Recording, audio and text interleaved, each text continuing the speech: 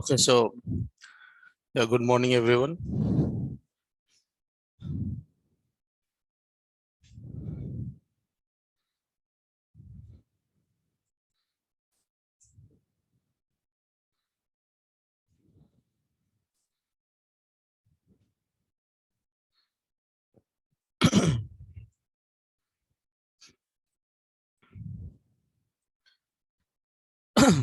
Okay, so yesterday,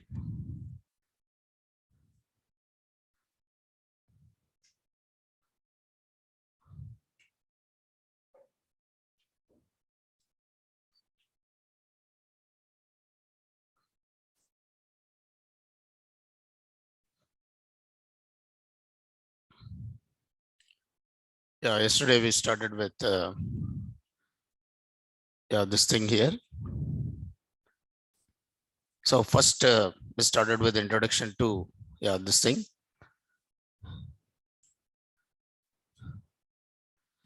and I said what is a low-level languages. So there are two types of low-level languages. One is machine language, and one more is assembly language, right? And after that, so let us talk about let us talk about high level languages. So why we are using high level languages? So here high level languages are hardware independent. So why we are using high level languages here? All high level languages are all high level languages are in simple English. All high level languages are in simple English, right?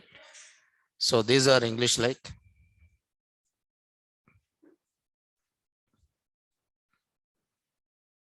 already uploaded yesterday. Yesterday uploaded.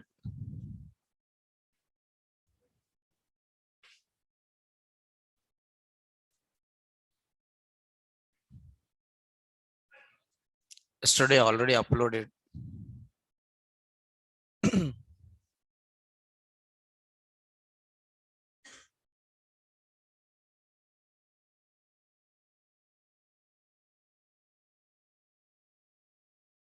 Yesterday I already uploaded notes.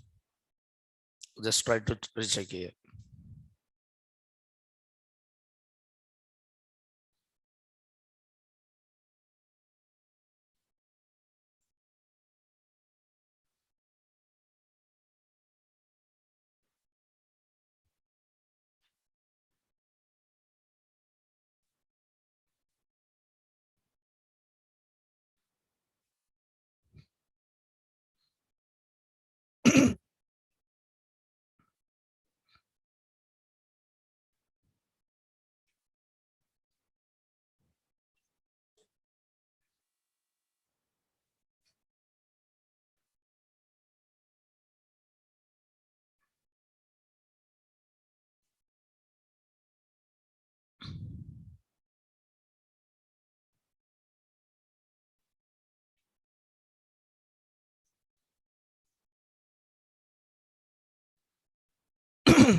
Okay, it is already there. Okay, in the Google Class. Yes, it is there. Already uploaded. It is there.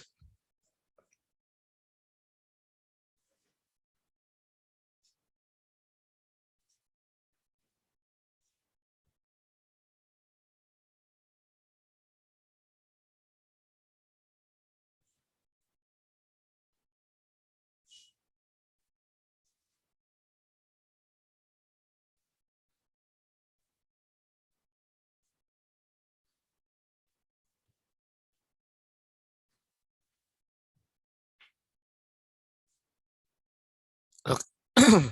Yes, it's already there. I just checked it now only. Okay.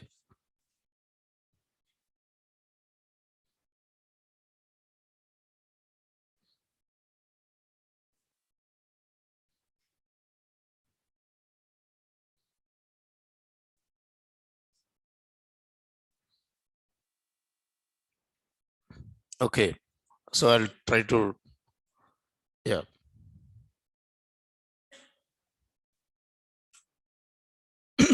So all high level languages are in simple English. Okay, and high level languages are okay hardware independent. High level languages are what are hardware independent. These are not hardware dependent. These are hardware independent, or you can call these are portable. It means using high level languages, I can write the programs on any machine. Okay, using high level languages, languages, using high level languages, we can write programs. We can write programs or applications. We can write programs or applications on any machine. We can write applications or programs on any machine, right? So I said low level languages are assembly language and machine language, right? And these are the languages which are used to perform or to give the instructions to the processor. Generally, you can control the microprocessor. You can control the microprocessor by using what? Low level languages like machine language and assembly language, right? All high level languages are in simple English, and high level languages are hardware independent or portable. Using high level languages, we can write programs or applications on any machine. We can write programs or applications on any machine, right?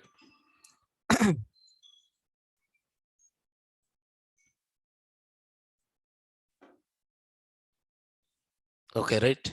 So that is the programming languages like C, okay, C++, okay, C++, Java, okay, Python. So all these languages are called as which one? High level languages. C, C++, Java, okay, COBOL, okay, C sharp .NET, okay. So all these languages are the example of high level languages. So generally high level languages are used. High level languages are used for developing. High level languages are used for developing what applications. High level languages are used for developing applications.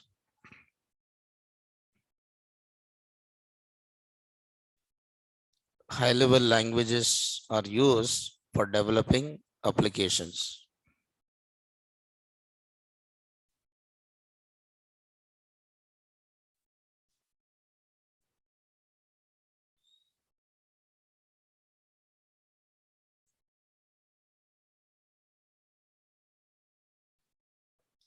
So see here, now if you see high level languages, now using high level languages, I can write the programs on any machine. Using high level languages, I can write the programs on any machine. Now just see here. Okay, assume that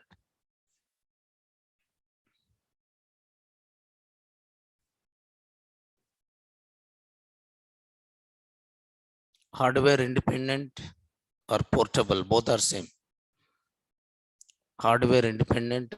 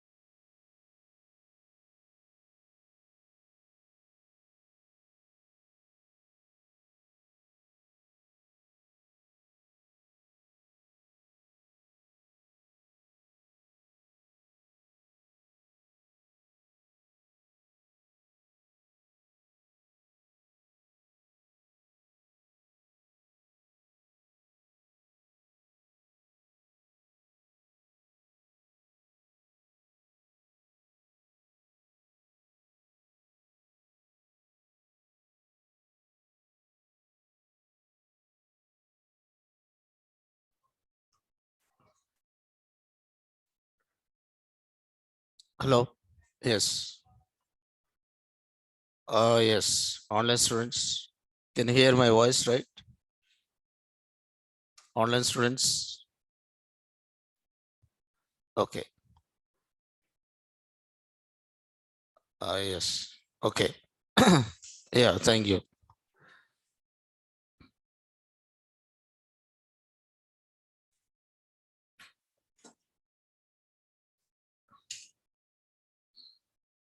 Okay. Now, yeah, this is what we are talking about. Yes.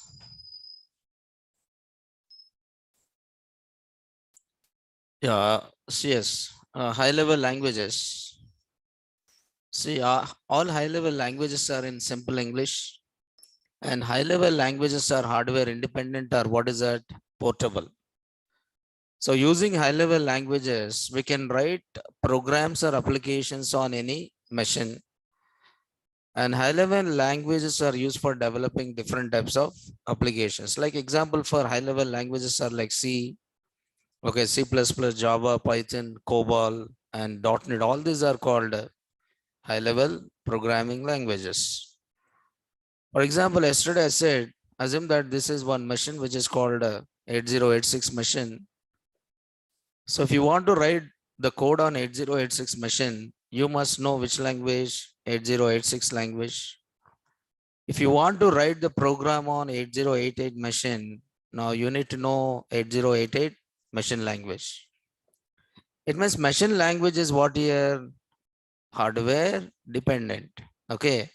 If I know 8086 machine language, I can write the code only on 8086. And if I know 8088 machine language, I can write the code on 8088. But I want a language which can be used to write the programs on any machine, either on 8086 or 8088 or any machine. Then they invented which one? High level languages. Okay.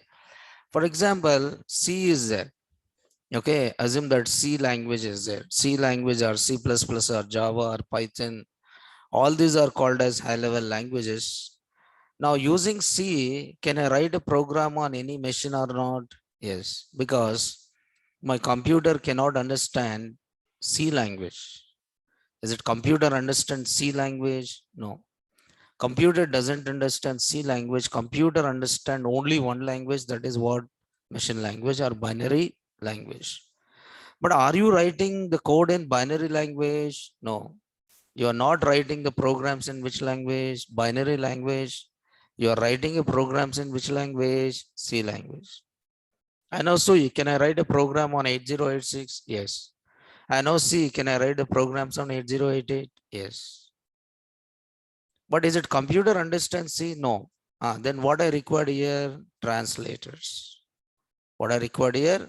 Translators. You required here translator which translate the instructions written in high level language, which translates the instruction written in high level language into which language? Low level language. So that is where you have a translators like compilers and what? Interpreters. High level languages, high level languages uses two translators, two types of, I can say two types of translators. Two types of translators. High level languages uses. High level languages uses or use two types of translators. One is called as interpreter and second one is called as which one? Compiler. High level languages uses two types of translators. What is the first one is called as interpreter and second one is called which one? Compilers, right? So why we require these translators? Because to translate the instructions written in which language? High level language into low level language. Okay. To translate the instructions written in high level language into low level language or native language. Okay. So these translators are used, to translate or convert instructions written in high level language into which language? Low level language. High level language into low level language. But there are two types of translators are there. What is the first one is called interpreter, and what is the second one is called as compiler. Okay, the first one is an interpreter and second one is a compiler. Interpreter and compiler. Now sometimes they may ask you like what is the difference between interpreter and what? Compiler. Okay, yes. Now suppose when you're talking about interpreter, you know, anyone knows what is interpreter? Yes, anyone knows what is interpreter? Which converts line by line. Okay, anything else? Which converts line by line. Anything else? What is interpreter? Interpreter is a translator, right? Interpreter is a translator, okay, which translates and execute the instructions line by line. Interpreter is a translator which translates and execute the instructions how? Line by line. Line by line. Yes, yes, Venkat, right. So interpreter is a translator. Interpreter is a translator, okay, which translates which translates which translates and execute the instructions line by line. Translates and execute. Interpreter is a translator which translate, okay, and execute the instructions line by line. So what is the meaning of this here?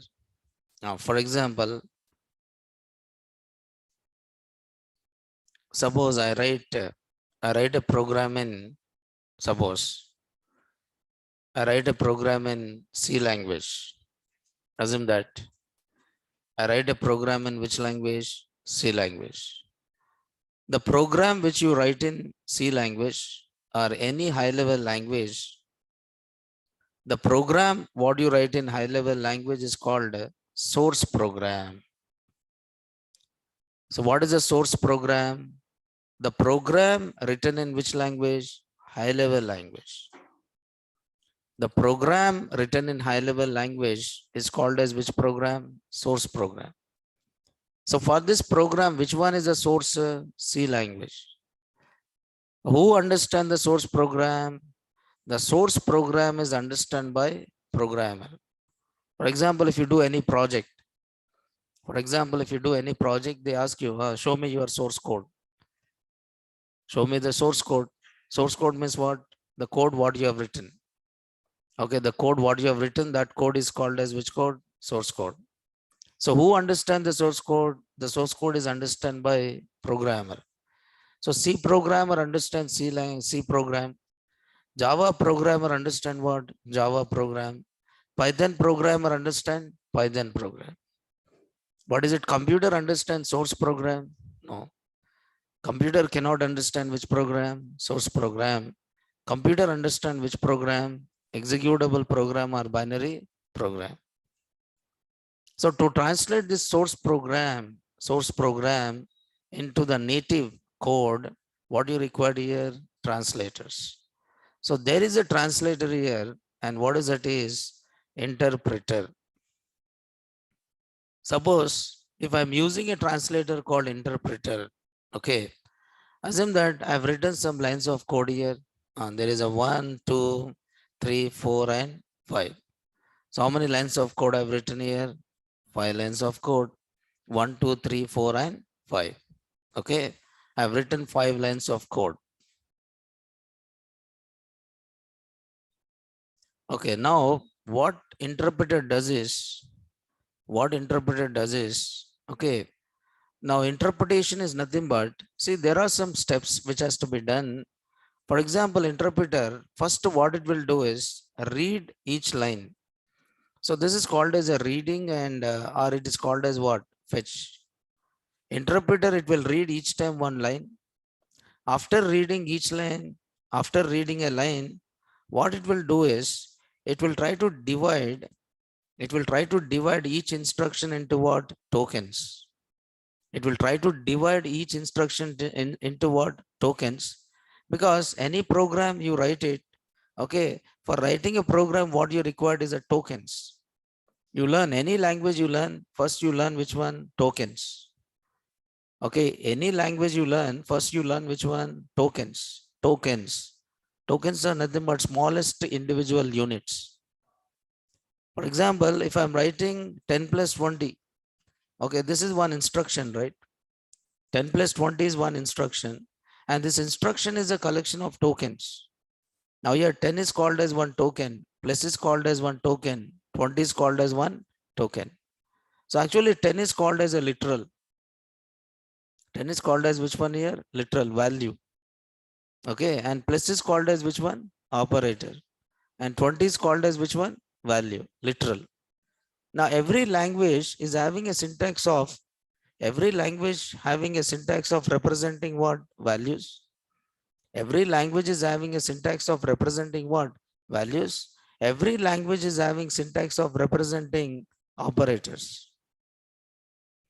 Suppose plus is there. Plus is called as which operator? Binary operator. Binary operator means what I required? I required how many operands? 2 operands. Is it I required 2 operands or not? Yes. If I'm writing only 10 plus. If I write only 10 plus, is it allowed or not allowed? Not allowed. So immediately, will it generate the syntax error or not? Yes.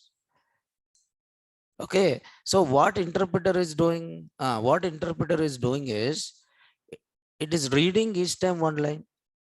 After reading the line, what it is doing? It is dividing into what? Tokens. Dividing into tokens is nothing but tokenization. After dividing into the tokens, what it will do is verify the syntax. After dividing into the tokens, it will verify the syntax.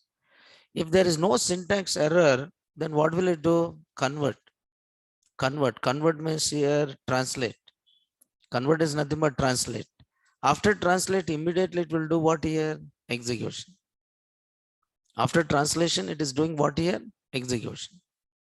So what interpreter does? Read.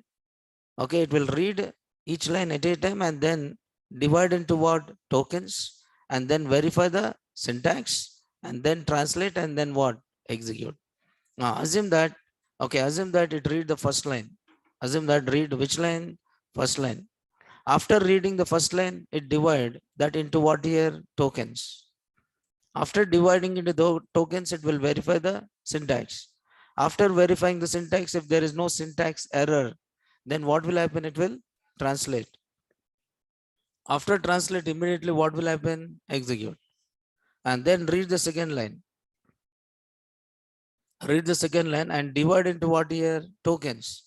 After dividing into the tokens, verify what? Syntax. And if there is no syntax error, then translate and execute. Then translate and what? Execute. Then read the third line. Read the third line and divide into what here? Tokens. And verify the syntax. There is no syntax error. Then translate and execute it. Read the fourth line. Read the fourth line and divide into tokens. And then verify the syntax. If there is no syntax error, then translates and what? Execute.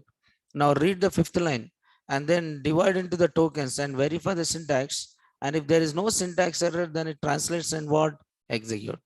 Means it is translating and executing how? Line by line. It is translating and executing how? Line by line. Okay, assume that. Assume that I'm trying to read the instructions, verify the syntax. Who is verifying the syntax? Who is verifying the syntax? Translator. Because if there is a syntax error, will it do the translation? No. A syntax error means is it that instruction is not given according to the syntax of what? Language. Okay, can you write a program the way how you want it? Can you write the instruction the way how you want it? No, you have to follow certain rules and regulations. You have to follow the syntax given by whom? Language. So every language is having its own syntax of writing what? Instructions. If you don't write the instructions according to the syntax given by the language, then what will happen? It generates what? Error. Which error? Syntax error. Getting or not? Okay. So now you are not verifying any syntax. If you do the mistake, that mistake is identified by whom? Translator. Okay, so at the time of writing a program, you learn how to write the instructions. At the time of writing a program or learning a language, you learn how to write the syntax. If you don't follow that syntax, then your translator will give an error saying that, okay, you have to give the instruction like this. Otherwise, it just display what? A message. Getting or not? Okay, suppose assume that it read the first line. Assume that it read the first line and it is divided into tokens and verify the syntax. Okay, and translate and then execute. And read the second line. Read the second line and divide into the tokens and verify the syntax. And assume that there is an error in which line? Second line. Assume that if there is an error in which line? Second line. If there is an error in second line, will it translate and execute the rest of the will it translate and execute the rest of the statements? No. If there is an error in one line, the rest of the statements are not translated and what? Executed. It means, suppose when you're talking about interpreter, right, it is translating and executing line by line. If there is an error in one line, the rest of the statements are not translated and what? Executed. Means, how many errors I can see at a time? Only one error.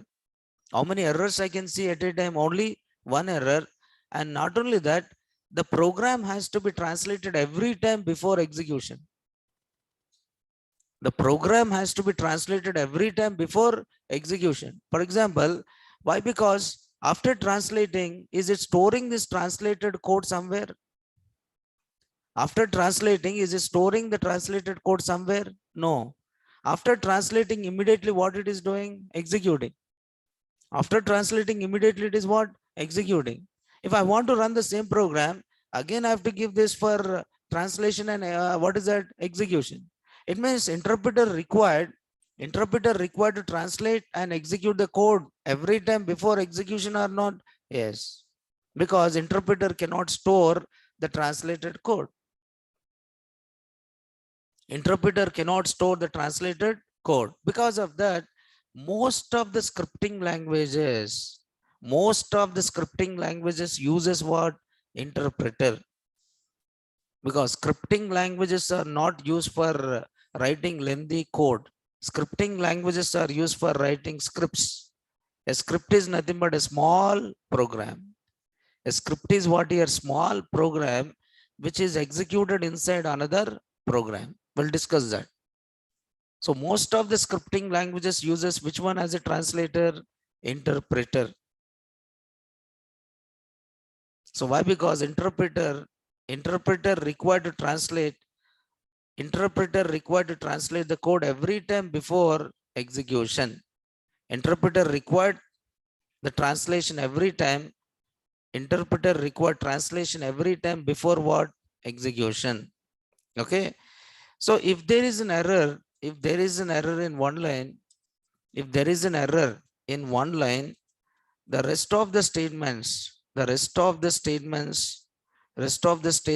not translated and what? Executed. Rest of the statements are not translated and what? Executed. So tokenization is nothing but splitting. What do you mean by tokenization? Splitting one statement into a number of tokens. Tokens are nothing but smallest individual units within the program. A statement is a collection of tokens. Generally, you'll say a statement is a collection of what here? Tokens. Generally, you'll say like data types. Data type is one token. Okay, data types are token. Okay. If there is an error in one line, the rest of the statements are not translated and what? Executed. So data types is one token. For example, in C language, you try to create a variable like this, integer a. According to the syntax of C language, every statement is terminated with what? Semicolon. According to C language, every statement should be terminated with what? Semicolon. If I don't give the semicolon, what will happen? Is the translator gives an error or not? Yes. Suppose if I write only integer, suppose if I write capital INTA, what will happen? Will it gives an error or not? Yes. Why? Because it will look for which one? INT data type. It will look for now. If you see this, it is divided into how many parts? 3 parts. You can see this is one token, and this is one token, and this is one token. This is called as a data type, and this is called as a identifier, and this is called as a separator. Okay, this is called as which one? Separator. By dividing into number of tokens, it will verify. It will look for the data types. It is looking for which one? Data types list. Your translator is looking for data types list. In the list of data types, is it int is available or not available? Not available. Then immediately it generate which error? Syntax error. Immediately it generates which error? Syntax error, right? So if there is an error, in one line, the rest of the statements are not translated and what? Executed. So interpreter required okay,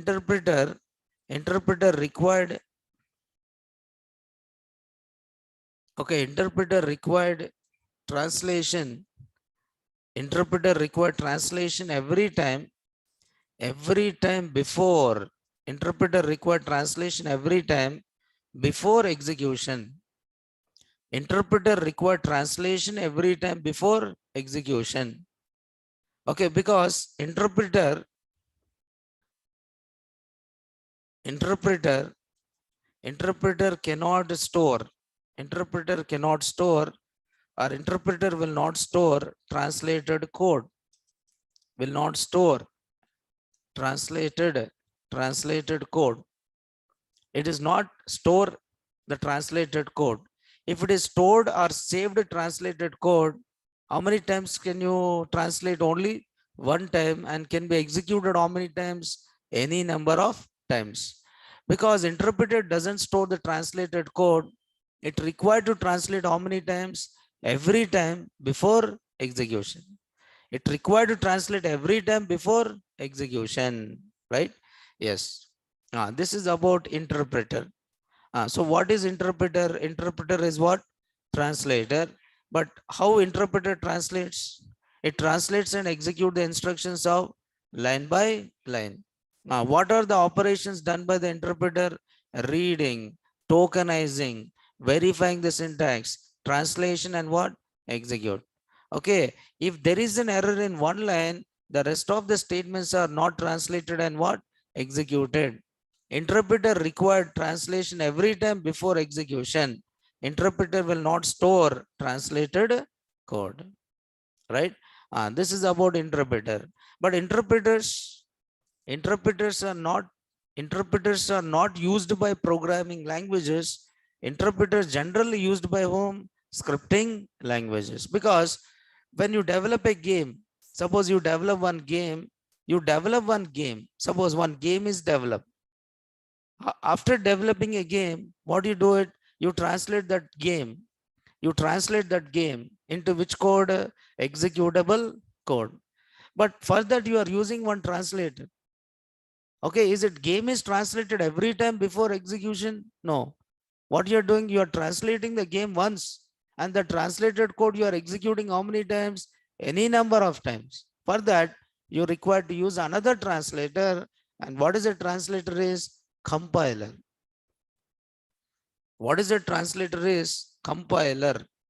There is one more translator is there, and what is a translator? Is compiler. So what is a compiler? Compiler is also translator, which translates the whole program.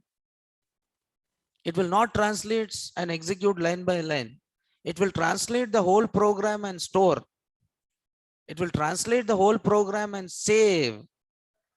It will translate the whole program and save the translated program into another file, so that the translated code can be executed how many times? Any number of times.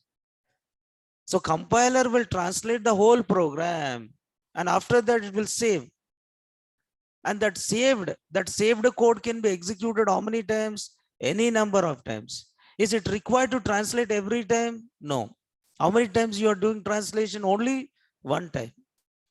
How many times you are doing the translation? Only one time. And how many times you are executing it? Any number of times. So most of the programming languages uses translator as what? Compiler, rather than which one? Interpreter. Okay, just try to understand now. Compiler translates. Yeah, I'll tell you example.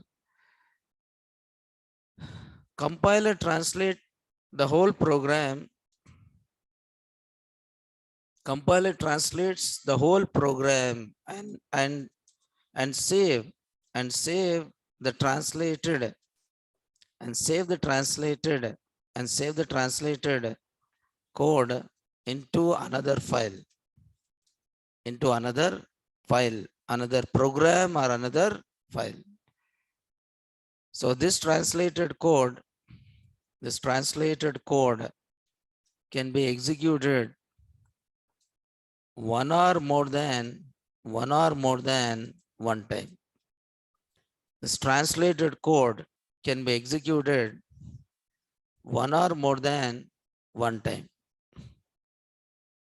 This translated code can be executed one or more than one time.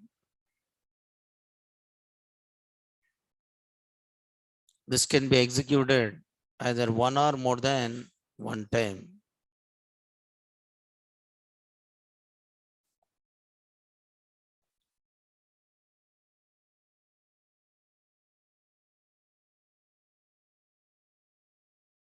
Okay, so what will happen here is, for example, yeah, just to see here, if you take any programming language like C, okay, C again uses compiler, C++ uses compiler, Java uses compiler, Python also uses what? Compiler. But Java and Python, these both the languages uses two translators. One is compiler and one more is interpreter. So why this languages uses two translators, we'll discuss that. Okay, but just try to understand, any program you write in high level language is called which program? Source program. Okay, assume that this is a program written in C again or C++. Okay, now I write how many statements here? Some 3 statements, and this program is given to the compiler. This program is given to what here? Compiler.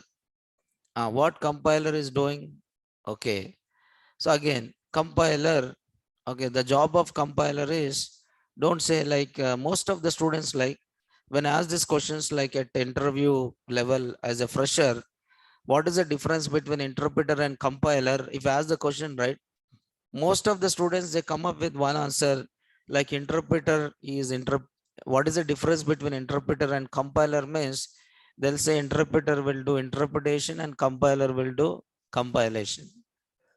Okay, so you should not tell like that, but rather than you should say what is the difference exactly between the interpreter and what? Compiler. So rather than saying interpreter do interpretation and compiler do what? Compilation. Okay, that is managing. That is also one way of doing the things, right? If you don't know the answer, you can manage it. Okay, that is managing answer. Like interpreter is interpretation and compiler is what? Compilation. But if interviewer is more intelligent, he'll ask you, tell me more about interpreter and compiler. But he knows only one thing. Interpreter means interpretation, compiler means compilation. So will struck, that person will struck there, right? So that's the reason you should know complete information about this interpreter and what is that compiler, right? So what compiler is doing is, compiler will read is nothing but fetching instructions. So read, and after that it will divide into a tokens, which is called as tokenization. Okay, tokenization.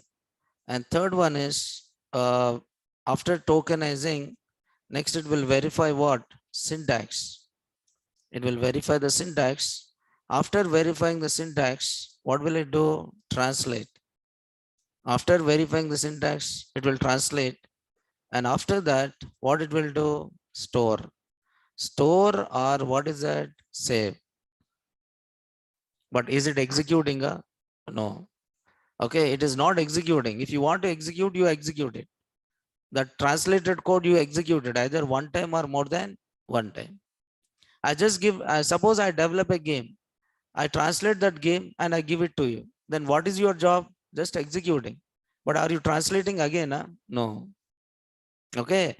So read, tokenization, verifying the syntax, translate, and then what? Save it.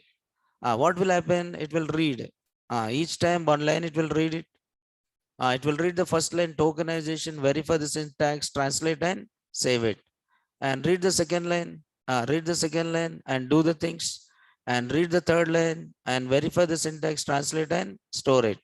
Read the fourth line, verify the syntax, translate, and what? Store it. Okay, read the fifth line, and then verify the syntax, translate, and what? Save it. What is it? Execution is done? No. After translating the whole program, the translated program can be given for what? Execution. The translated program can be given for what? Execution. Converting. The translated program is given for what here? Execution. So translate, convert. So convert into which language? Native language, or which language? Machine language. Convert into native language or machine language. And these instructions are saved in another file, and that program can be executed either one time or more than one time, right? Yes. So what will happen if there is an error? Yes, compiler or interpreter, both will translate line by line only. Okay. Compiler or interpreter, it will translate, both will translate line by line only, but interpreter translate and execute line by line. Interpreter will translate and then immediately what? Execute it. Interpreter will translate and immediately what? Execute it. But compiler, after translating, is it executing? No. Compiler, after translating, it is not executing. What it is doing? It is storing or saving this translated code into another file, so that that program can be executed either one time or more than one time. Okay. Yes, tokenization is nothing but dividing one statement into a number of tokens. One instruction is a collection of tokens. For example, if I write a equal to 10, okay, this instruction is a collection of tokens. A is one token, and equal is one token, and 10 is one token. So 10 is one value, right? So 10 is one integer value. Every language is having a syntax of representing which values? Integer values. Every language is having a syntax of representing which operator? Equal operator. So dividing every instructions into a smallest units, and that you can call it as which one? Tokenization. Okay, tokens are nothing but a smallest individual units within the program. Without these tokens, you cannot write a program. Generally, you call this as what? Identifier. Identifier is one token, operator is one token, and 10 is what? One token. Okay. Then after dividing into the tokens, it will verify what? Syntax. That is called as tokenization. So what will happen if there is an error? What will happen? There is an error. Suppose it will read the first line. Assume that it will read the first line. There is no error. Okay, it will read the second line. Assume that there is an error in second line. What will happen? What will happen if there is an error in second line? Will it stop translating it? No. If there is an error in second line, it will stop. It will stop saving. It will not stop translating it. It will not stop translating it, but it will stop generating which file? Executable file. It stop generating which file? Executable file. It will generate another file which is called as error file.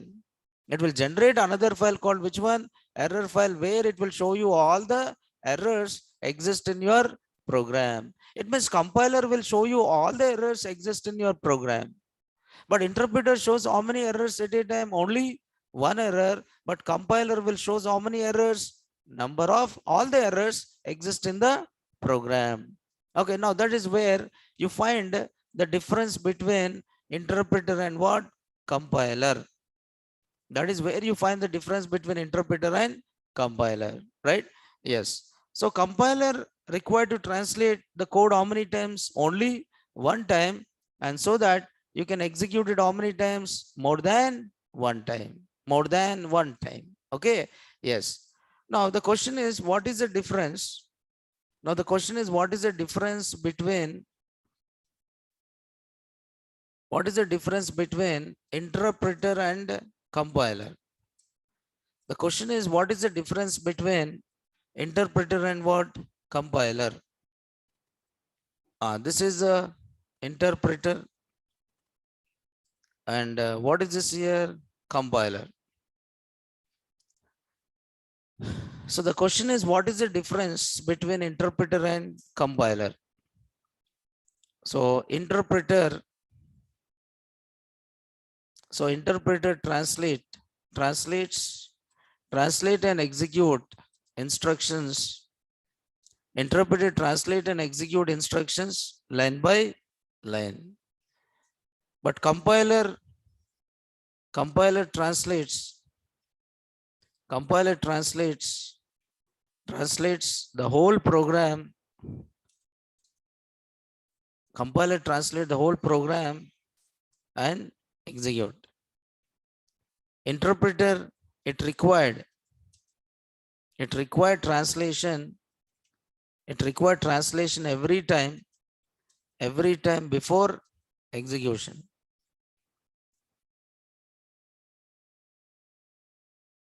It will save translated code so that it can be executed one or more than one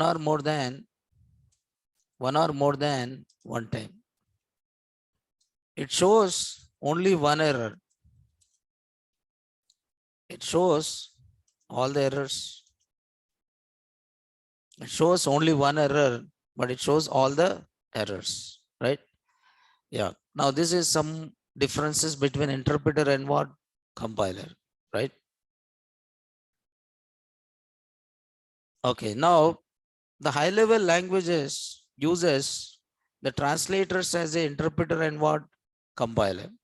So the translators always use to translate or convert instructions of high level language into what? Low level language, some intermediate language, right? Then next is, yeah, this is what we have seen now.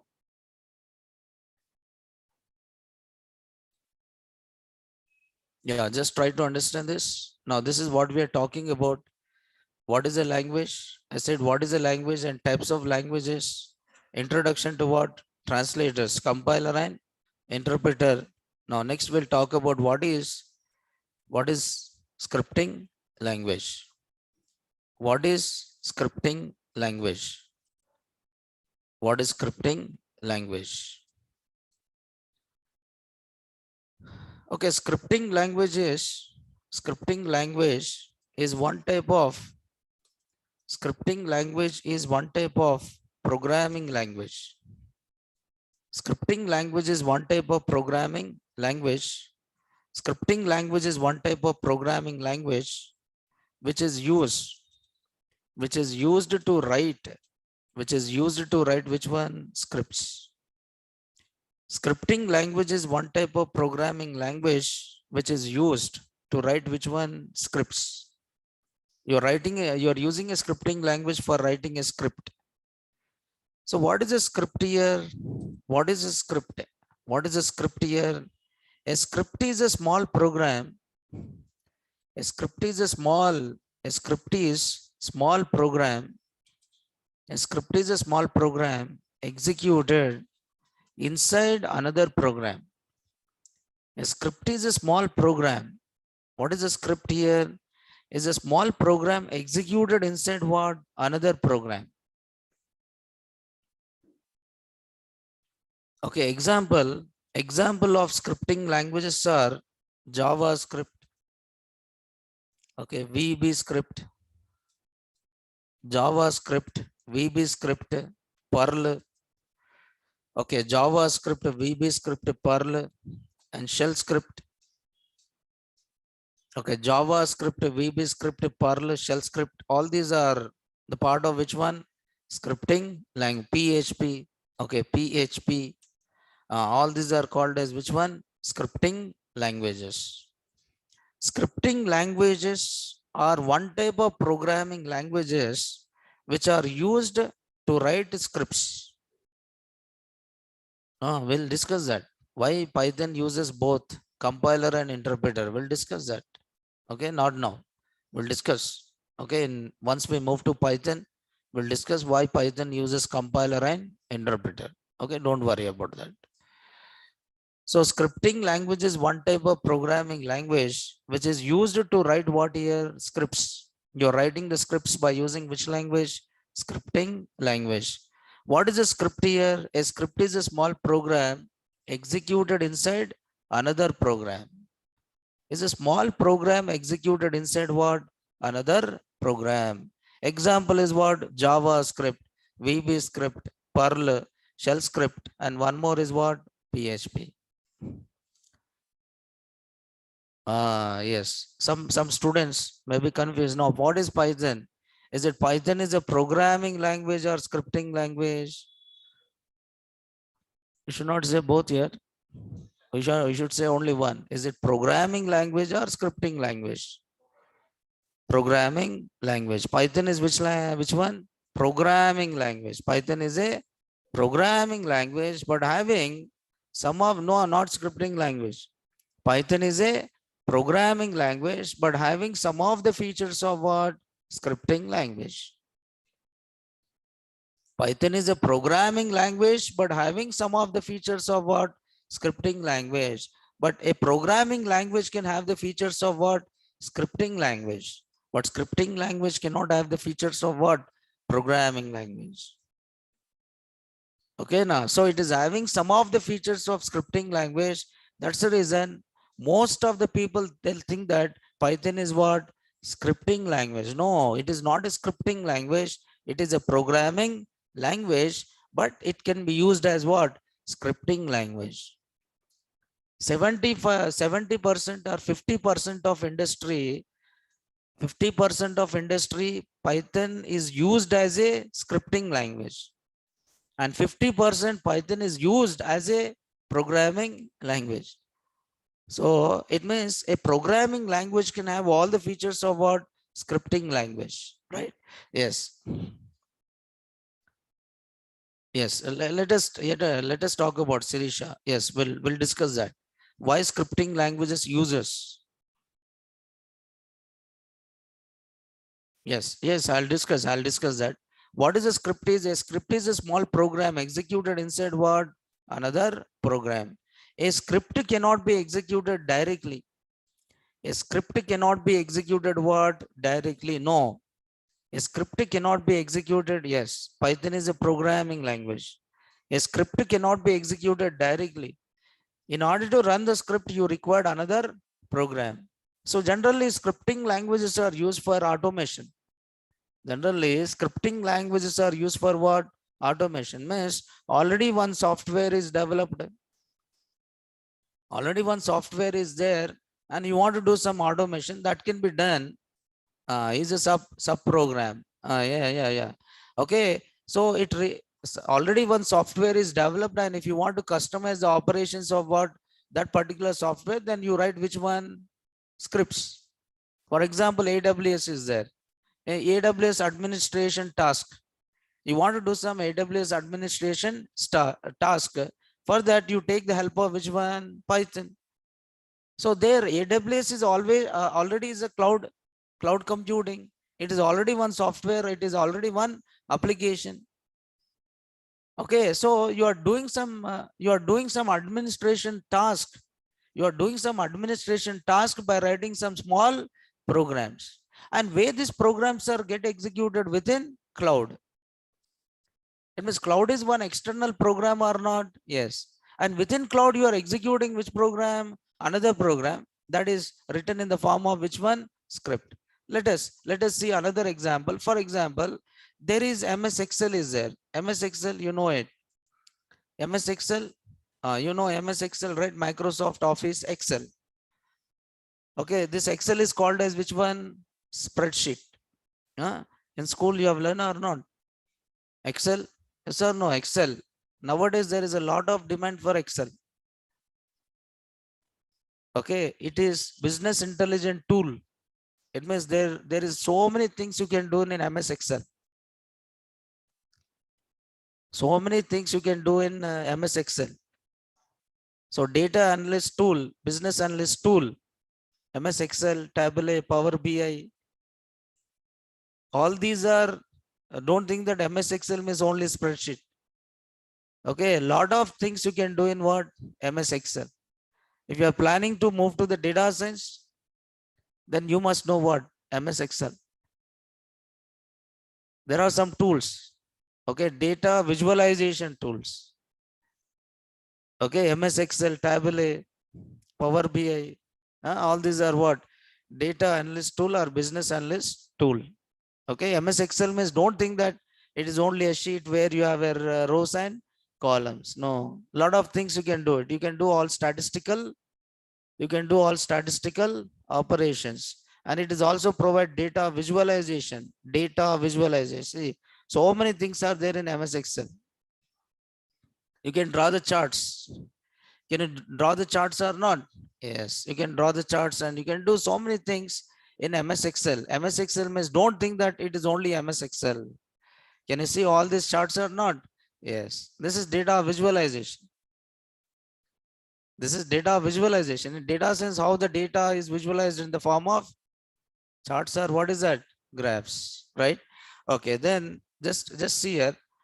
Suppose assume that I enter some data here in MS Excel. I enter the data like this. I enter the data like this. Okay, this is the data which is there in MS Excel. Okay, so I want to do certain operations on this data. For example, I want to find out some standard deviation. I want to find out the standard deviation, or I want to find out mean. I want to find out the mean, or I want to find out which one? Median. How can I find out the mean or median or standard deviation using this data? Then I have to write some program or not? Yes. I have to write one program. Assume that I have to write one program. Where I'm writing a program inside? I'm writing a program inside what? Where I'm writing a program inside MS Excel. I'm writing a program inside what? MS Excel. MS Excel is already, it is one software or not? Yes.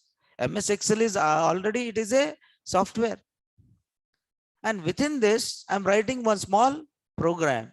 For that, MS Excel will give one language, one scripting language called VB script, which is called as VBA. Some people, they ask you, you know VBA. Okay, where VBA is used in MS Excel. So where I write the functions, by using which one? VB script. And that function uses this data to perform certain operations. But where that VB script code is executed, is it that program is executed individually? Is it that program is executed individually? No, that program is not executed individually. That program is executed within what? MS Excel. But I write a program in C. Is it my C program is executed in MS Excel? No, that can be run individually. C++ individually, Java individually, Python individually. But VB script, can you run individually? No, it required another program to what? Run. So that's the reason most of the scripting languages uses what? Interpreters. So why? Because it is used to perform the task how many times? Only one time. It is used to perform the task how many times? Only one time, not number of times. So that's the reason most of the scripting languages uses what? Interpreter as a translator rather than which one? Compilers. In the same way, for example, JavaScript is there. JavaScript. Generally, JavaScript is used in web development, right? Okay. So JavaScript is used. A JavaScript code is executed within the browser. JavaScript programs are executed where? Inside the browser, where the JavaScript code is executed within the browser. Using a JavaScript, what you're doing it, you're performing some two operations. One is DOM manipulation and one more is BOM manipulation. Browser operations. Browser operations, you can customize it by using which one? JavaScript. Browser is already one software or not? Yes. So sometimes what will happen, suppose after login, any banking application you take, after login, back button will be what? Disabled. You cannot move back. After login, you cannot move what? Back. Back button is what? Disabled. But how that back button is disabled? For that you write some small script. Using which language? JavaScript. Now sometimes when you open certain websites, it will display the message, cookies are enabled or what? Disabled. Cookies, you'll get some message, right? I don't know whether you read it or not. Okay, cookies, enable, disable, like that, you get some message or not? Yes. So cookies are get stored inside what? Browser. Okay, that kind of, now cookies are managed by whom? Browser. But how can I manage the cookies programmatically? For that, again, I'll write some small programs. For that, again, you take the help of which one? Scripting languages. Now, if you go for Linux, Unix, administration task. In Linux or Unix, you do the administration task by writing some small scripts. That is what you call it as shell script. Shell script or not? Yes. So scripts are nothing but whenever you are talking about a script, right? It is a small program and this program is executed inside what? Another program. Another program. These programs cannot be executed what? Individually or independently. Okay. Suppose it is like this. Okay, it is like this. Suppose if I take this as my program, this is which program here? External program. This is called as which one? MS. What is this? MS Excel. MS Excel is one program or not? Yes, it is a program or it is a software. MS Excel is a program or a software, and within this you are writing a small program, and this is called which one here? Script. And this program you are writing using which language? Scripting language. Scripting language. Now here you are using VB script. Browser is one program or software or not? Yes. Browser is there. Browser. Browser is one program or it is again software. Is a program or software. And within this, you are executing a small programs. Okay, you are executing small programs. But this is which one here? JavaScript. JavaScript. JavaScript. Okay, but I write a program. Suppose if I write a program in C language, you write program and execute directly. You write a program in C++. It means programming languages are used for developing what?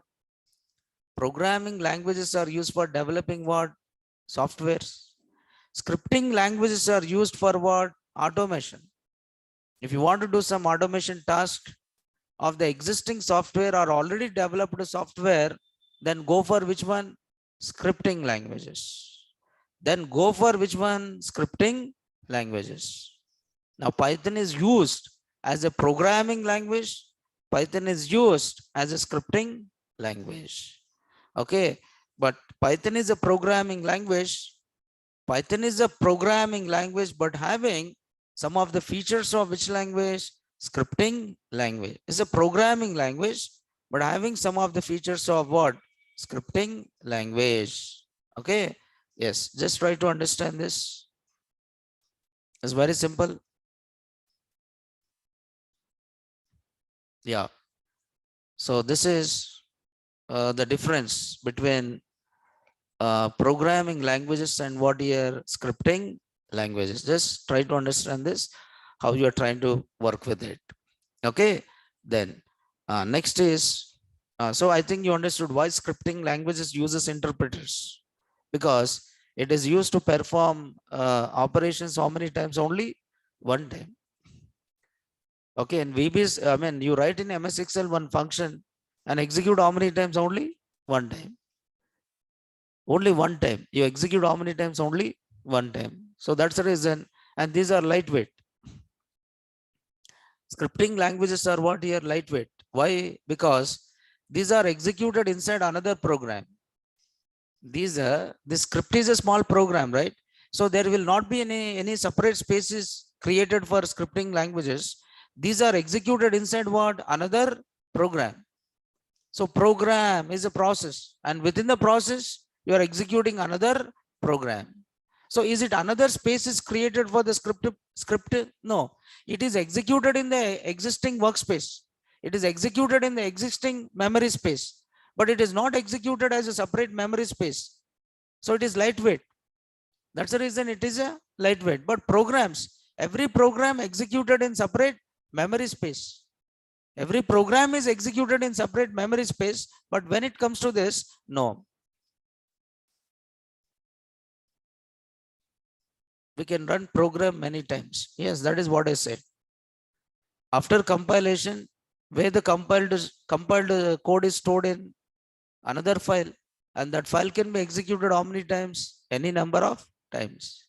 So compiler will save the executable code in one file or not?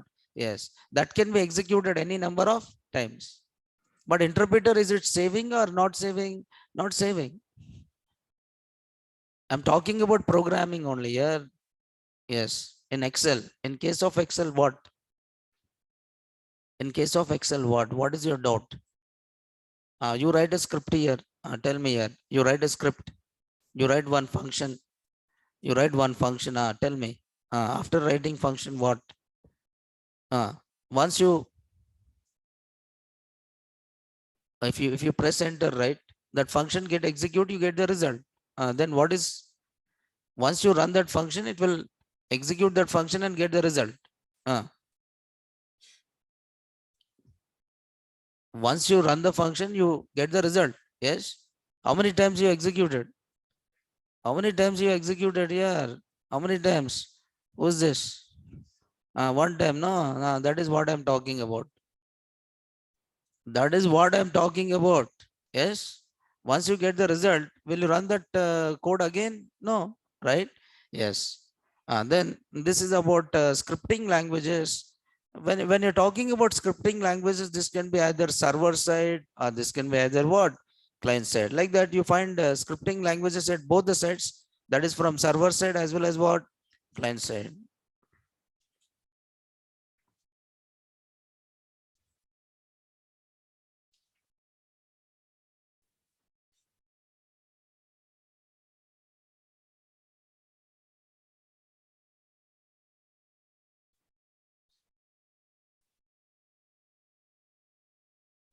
Okay, right? Yeah, this is clear, right? Everyone? Yes. The next one is, so what is, yeah, why I'm telling all this? Because you must know these things before moving to Python. Before moving to Python, you should know this, because this is not related with Python. Okay, general things related with programming language. You are learning what is a programming language, what is a scripting language. Okay, what is a compiler? What is a interpreter? Okay, yes. What is next one is what is programming? What is programming paradigm? What is programming paradigm? What is programming paradigm here? See this one. What is programming paradigm? This is what is programming paradigm? So once we done this, then maybe tomorrow I'll start introduction to next chapter. What is that introduction to Python? We'll see what is Python, who developed Python, why develop Python, what are the applications of Python, where we can use a Python, which companies are using Python, what kind of things we can do it by using which one? Python. If you know the strength of Python, then you enjoy working with what? Python. Okay, tomorrow maybe I'll start introduction to what? Python. But before that, there's one more thing is there here. What is a programming paradigm? What is programming paradigm? Anyone having knowledge of this?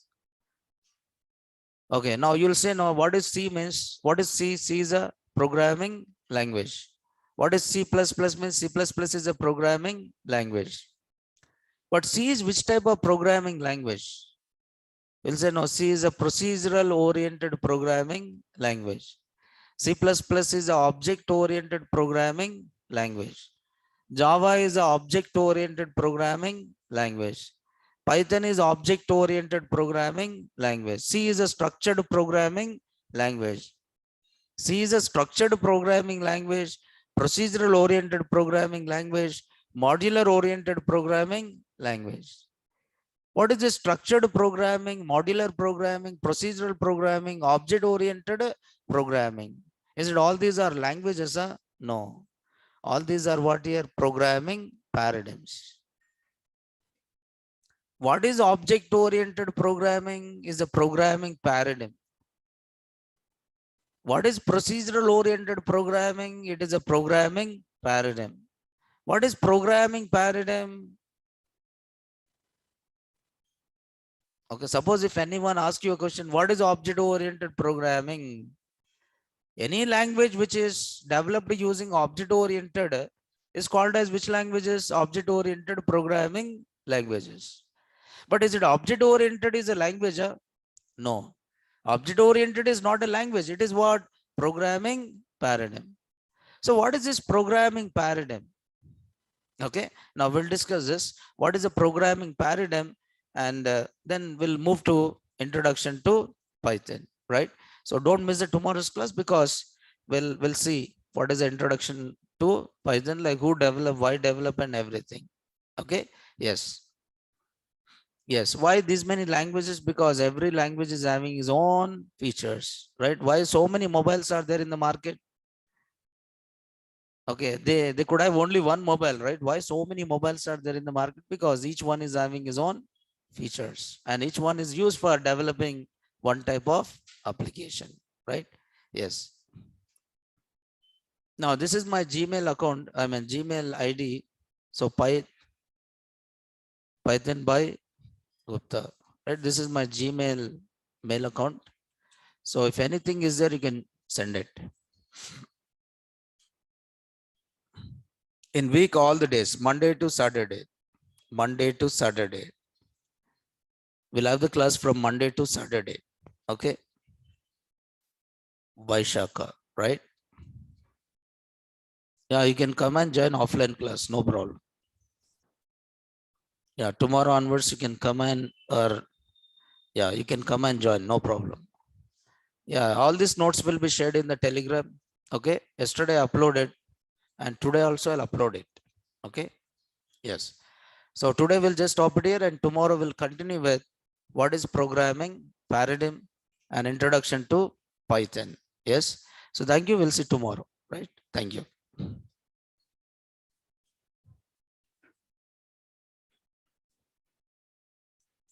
So this is my Telegram ID.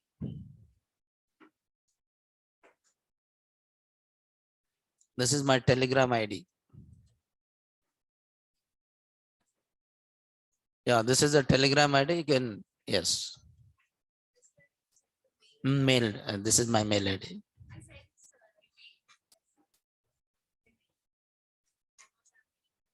Today, you have sent today or yesterday? But I have not received, right?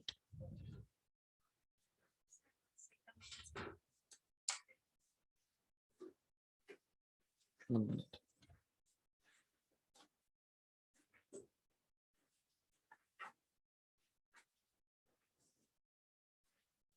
I have received.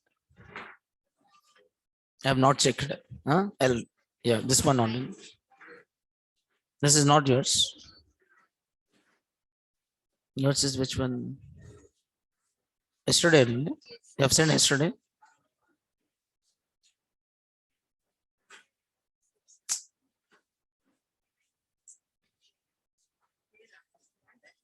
Python by GUPTA. PYTHON by GUPTA. Correct? ఒకసారి చూడండి mail send it. 99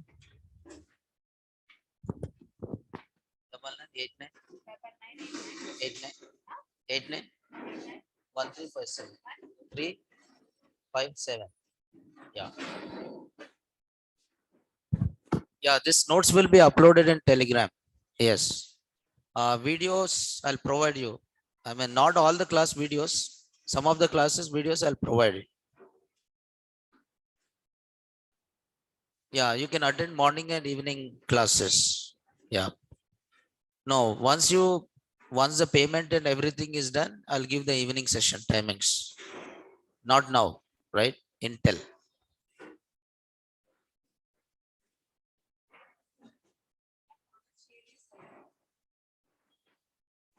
What is your doubt, Ankit? WhatsApp is not created, will create.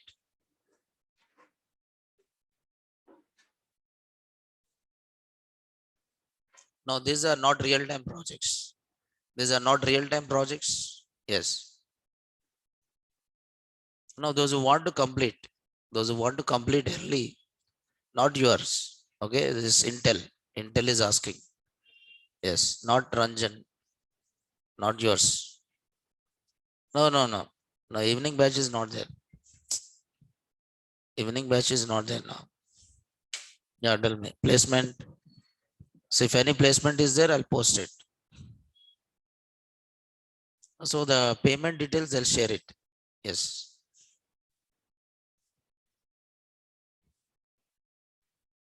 No, you attend demo classes. Once they'll post in the chat window, like payment details and everything.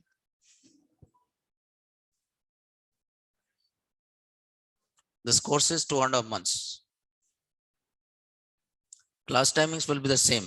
Yes. Yes. Then, I'll post here only.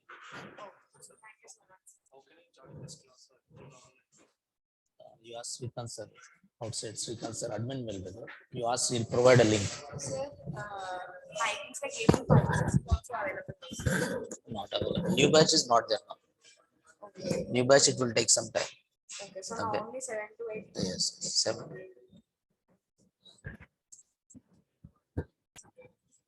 You ask Srikanth sir, he'll give you. Which link? Class link is the same only. Right?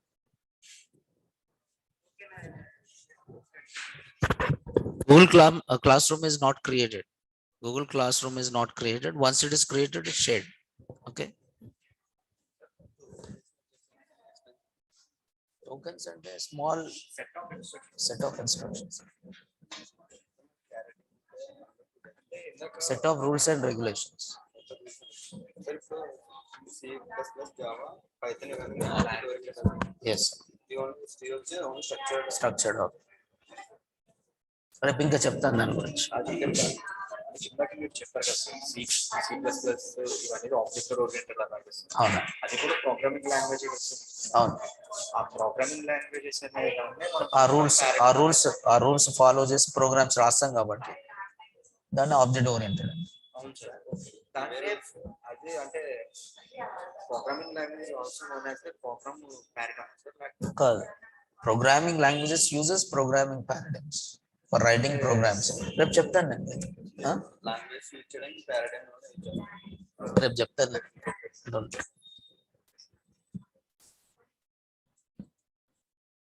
ఇక్కడ వస్తే ఇక్కడ రెండో platform notes upload చేస్తారు. It is there here.